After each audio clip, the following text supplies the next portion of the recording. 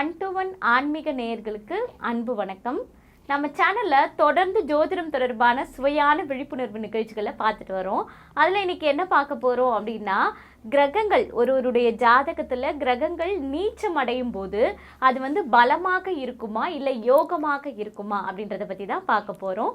இது குறித்து மூத்த பத்திரிகையாளரும் ஜோதிட ஆய்வாளருமான திரு ராஜேந்திரன் அவரிடம் பேசலாம். வணக்கம் சார். வணக்கம்மா. சரி, இப்போது ஜாதகத்தில் எடுத்துக்கிட்டோன்னா கிரகங்கள் பார்த்தோன்னா ஒன்று உச்ச கிரகம் அப்படின்னு சொல்லுவோம், இல்லைன்னா நீச்ச கிரகம் அப்படின்னு சொல்லுவோம் இல்லைங்களா? இந்த நீச்ச கிரகம் ஒருவருடைய ஜாதகத்தில் இருந்தால் அது என்ன மாதிரியான பலனை கொடுக்கும் சார்? பொதுவாக நீச்சம் உச்சம் மட்டுமே இல்லை, சமம் ஆட்சி இந்த மாதிரி அதுக்கு வெவ்வேறு பங்கு இருக்குது. பகை பாதகம் இப்படி நிறைய பங்குகள் இருக்குது. பொதுவாக என்ன நினைப்பாங்கன்னா உச்ச கிரகங்கள் நீச்ச கிரகங்கள் அப்படின்னு எடுப்பாங்க. பொதுவாக இப்போ உச்சம் அப்படிங்கிறது ஒரு 200% பலம்னு வச்சுக்கோங்களேன். ஆட்சிங்கிறது 100% பலம். அப்போ உச்சத்துக்கும் ஆட்சிக்கும் சொல்லும்போது நீச்சம்னா என்ன? ஒரு மனுஷன் பலமாக இருக்கிறது எப்படி, பலவீனமாக இருக்கிறது எப்படி, உடம்புல ஃபுல் எனர்ஜியோடு இருக்கிறது சொல்லி பலவீனமான இருக்கிறது இப்படி தான் நம்ம ஒரு கிரகத்தோட பலம் என்ன பலவீனம் என்ன அப்படிங்கிறத பார்க்கணும். இப்போ முதல்ல உதாரணமாக எடுத்துக்கிட்டோம்னா, சூரியன் நீச்சமாக இருந்தால் எந்த கிரகத்துக்கு எந்த லக்கணத்துக்கு எப்படி நீச்சமாக இருக்குன்னு முதல்ல பார்க்கணும். இப்போ சூரியன் சிம்ம ராசிக்கு உரிய கிரகம் இல்லையா? அப்போ சிம்ம லக்கணத்தோட ஜாதகருக்கு சிம்ம லக்கணம் இருந்து அந்த லக்கணத்துக்குரிய கிரகம் நீச்சமாகுதுன்னா 3ஆம் இடத்துல தான் நீச்சமாகும், துலாமில் நீச்சமாகும். அப்படி நீச்சம் அடைந்து இருந்தால் அவர்களால் என்ன பலன் அப்படின்னு கேட்டிங்கன்னா, இது நீச்சம் அடைகிறதுனால ஒருத்தவங்க ரொம்ப பலம் குறைஞ்சிலாம் போயிட மாட்டாங்க. எப்படின்னா, ஒரு லீடர் இருக்காருன்னு வச்சுக்கோங்களேன். லீடருக்கு பின்னாடி 10 பேர் இருப்பாங்க இல்லையா? இந்த 10 பேரில் 9வது 10வது 8வது இப்படி வராங்கல்ல, அந்த நிலைக்கு போயிடுவாங்க. அடுத்தது இப்போ சூரியன் நீச்சமாக இருந்தால் தைரியம் அப்படிங்கிறது ஒன்று இருக்குல்ல, அந்த தைரியம் எப்படியும் குறைவாக தானே இருக்கும். பொதுவாக லக்னாதிபதியாக 2ஆம் அதிபதியாக 3ஆம் அதிபதியாக அந்த 12 பாவங்களுக்கும் எந்தெந்த இடத்துக்குரிய கிரகம் அப்படிங்கிறத பார்க்கணும். பொதுவாகவே கிரகங்கள் நீச்சம் அடைகிறது ஜென்ரலாக என்ன சொல்லுவாங்க அப்படின்னு கேட்டிங்கன்னா, உச்சமடைந்த கிரகங்கள் அப்படின்னா அது பொதுவாக பலமான கிரகங்கள் தான். ஆனால் நம்ம லக்னத்துக்கு எந்த கிரகம் உச்சம் அடைஞ்சிட்டு நம்மளோட பகை கிரகம் உச்சம் அடைஞ்சதுன்னா நல்லதில்லை. அதே போல் நட்பு கிரகம் நீச்சம் அடைஞ்சாலும் நல்லதில்லை. இதை முதல்ல பார்த்துக்கணும்.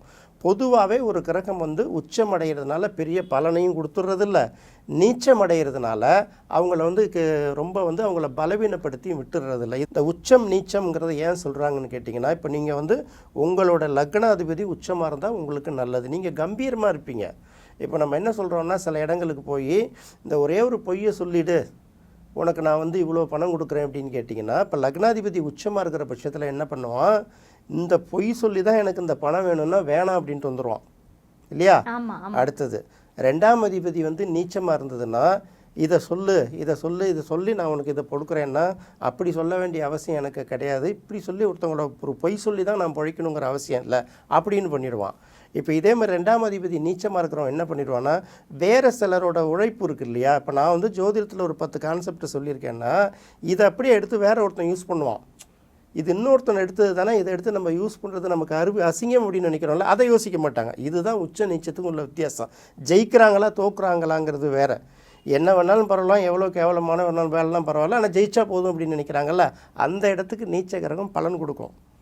என்ன நடந்தாலும் பரவாயில்ல, நான் அழிஞ்சால் கூட பரவாயில்ல, நான் இதுக்கு கட்டுப்பட மாட்டேன், என்னோடய சுயமரியாதை இழக்க மாட்டேன் அப்படின்னு நினச்சிட்டு கஷ்டப்படுறவங்களும் இருக்காங்கல்ல, அவங்களுக்கு உச்ச கிரகம் வேலை பார்க்கும். அப்புறம் உச்ச கிரகங்கள் அப்படின்னு ஒரு ஜாதகத்தில் 3 கிரகங்கள் உச்சமாக இருந்தால், அல்லது 2 கிரகம் உச்சம் 1 கிரகம் ஆட்சி, 2க்கும் மேற்பட்ட கிரகங்கள் ஆட்சி அல்லது உச்சம் பெற்றிருந்தால் அவங்க வாழ்க்கையில் கம்பல்சரியாக ஒரு கோடீஸ்வர நிலையை அடைவாங்கங்கிறது ஒரு பொதுவான விதி.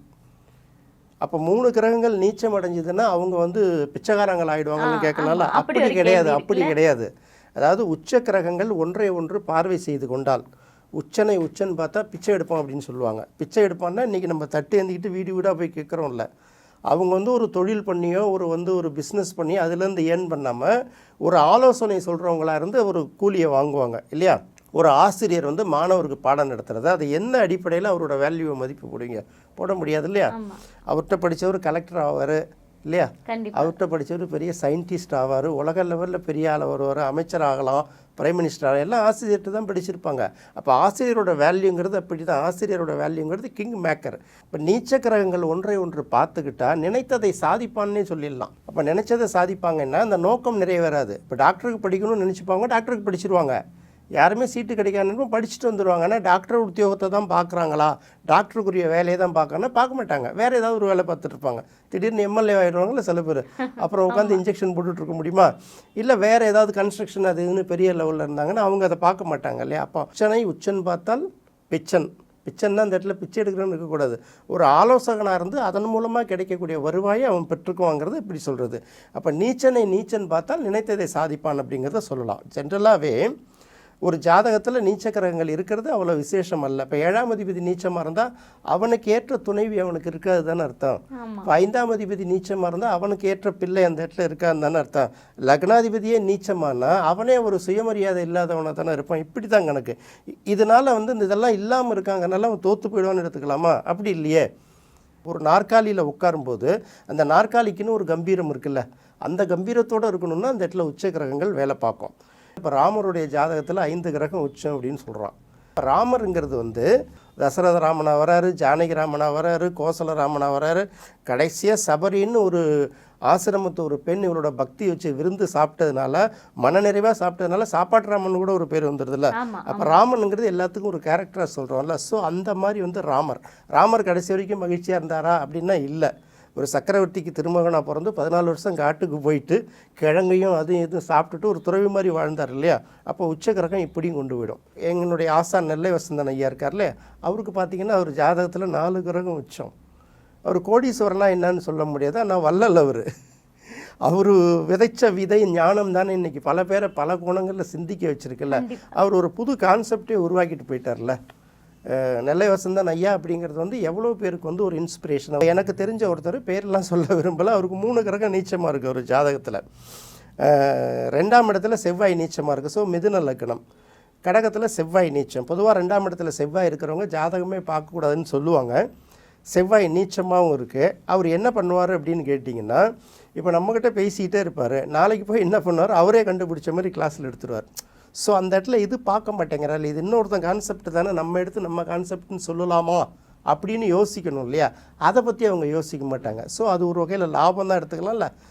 அப்போ நீச்ச செவ்வாயில் இப்போ உங்களுடைய பொருளை நான் இஷ்டத்துக்கு எடுத்து செலவு பண்ணேன்னா எனக்குன்னு ஒரு மனசாட்சி உறுத்தணுமா வேணாமா? அப்போ உறுத்தலைன்னா அந்த இடத்துல தான் அந்த நீச்சங்கிறது வேலை பார்க்கும். ஜெயிச்சிருவாங்க, ஆனால் அது அந்த வெற்றிக்கு பின்னாடி ஒரு நியாயமான விஷயம் இருக்காதுல்ல, அதை யோசிக்கக்கூடாது. அப்படி இன்னொரு கிரகமும் நீச்சம். அதாவது எப்படின்னா, ஒரு ஜாதகம் பார்க்குறவருக்கு பார்த்திங்கன்னா குரு சுக்கிரன் நல்லா இருக்கணும், குறைந்தபட்சம் இந்த 2ல் ஏதாவது 1ஆவது நல்லா இருக்கணும் அப்படிம்பாங்க. ஒரு 3 கிரகம் நீச்சமாக இருக்கிற சுக்கிரனும் நீச்சமாகிடுச்சு, குருவோட சனிய பார்வைக்கு உட்படுத்து போயிடுச்சு. அப்புறம் எப்படி தான் அவர் ஜோசியம் பார்க்குறேன்னு பேசிக்கிட்டு தான் இருக்கார். இதை எப்போ பாரம்பரியத்தில் பார்க்கும்போது ஜோதிடத்தில் ஒரு கிரகம் உச்சமாக நிச்சயமானு பார்த்து அதுக்கு தகுந்த மாதிரி பலன் சொல்கிறது அதிகம். ஒரு ஜோதிடத்தில் உச்சம் நிச்சயம் பார்க்கக்கூடாதுங்கிற ஒரு கான்செப்ட் இருக்குது. அது என்ன கான்செப்ட்னா, இந்த கேபி சிஸ்டம் அப்படின்னு சொல்லக்கூடிய கிருஷ்ணமூர்த்தி பத்ததிங்கிற ஒரு கான்செப்ட் இருக்குல்ல, அங்கே உச்சம் நீச்சத்தை எடுக்க மாட்டாங்க. ஏன் அப்படின்னு கேட்டிங்கன்னா, அவங்க எடுக்கிறது சப்லாடு அப்படிங்கிற ஒரு கான்செப்ட் எடுப்பாங்க. நம்ம ஒரு நட்சத்திரத்தை 4 பாதமாக பிரிக்கிறோம், அவங்க ஒரு நட்சத்திரம் 9 பார்ட்டாக பிரிப்பாங்க. அப்படி பிரித்து எடுக்கும்போது உப நட்சத்திர அதிபதி, அந்த நட்சத்திர அதிபதி நின்னக்கூடிய கிரகம், இது எல்லாத்தையும் எடுத்து பார்க்கும்போது அந்த இடத்துல பாவம் தான் வேலை பார்க்குமே தவிர இந்த உச்ச நீச்சம் வேலை பார்க்காது. அவங்களுக்கு அது ஓகே. அந்த ஜோதிடத்தை என்னன்னே தெரியாத நம்ம என் ஜாதகத்தில் 3 கிரகம் நீச்சமாக இருக்குன்னு நீச்சத்தெல்லாம் பார்க்கக்கூடாது, அது யோகன்னா அதெல்லாம் தப்பு. அந்த மாதிரி பண்ணக்கூடாது இல்லையா? அப்போ உச்ச கிரகத்தில் எல்லா கிரகமும் உச்சமாக இருக்கிறதுனால அவங்க உச்சநிலை அடைஞ்சிடவும் மாட்டாங்க, நீச்சமாக இருக்கிறதுனால யாரும் நீர்த்து போகிறதும் கிடையாது. என்னன்னா இதை எப்படி பயன்படுத்திக்கிறாங்கங்கிறது தான். ஒரு ஜாதகத்தில் 4-5 கிரகங்கள் உச்சமாக இருந்தால் லாபமும் கிடையாது, நீச்சத்துக்கு போனால் அதால் நமக்கு பாதிப்பும் கிடையாது அப்படிங்கிற ஒரு விஷயத்த ரொம்ப தெளிவுபடுத்தி அழகாக சொன்னீங்க சார். ரொம்ப நன்றி. நன்றிம்மா. நரி வலம் போனா என்ன, இடம் போனா என்ன, நம்மளை கடிக்காமல் இருக்குதா, அதுதானே நமக்கு லாபம். அந்த மாதிரி பார்க்கும்போது நம்மளுடைய ஜாதகத்தில் கிரகங்கள் உச்சமாக இருந்தாலும் சரி, நீச்சமாக இருந்தாலும் சரி, அதால் நமக்கு என்ன பலன்றதை மட்டும் பார்த்தா போதும் அப்படின்ற ஒரு விஷயத்த ரொம்ப தெளிவாக தெரிஞ்சுக்கிட்டோம். இது போன்று மற்றொரு சுவையான நிகழ்ச்சியில் சந்திக்கலாம். நன்றி, வணக்கம்.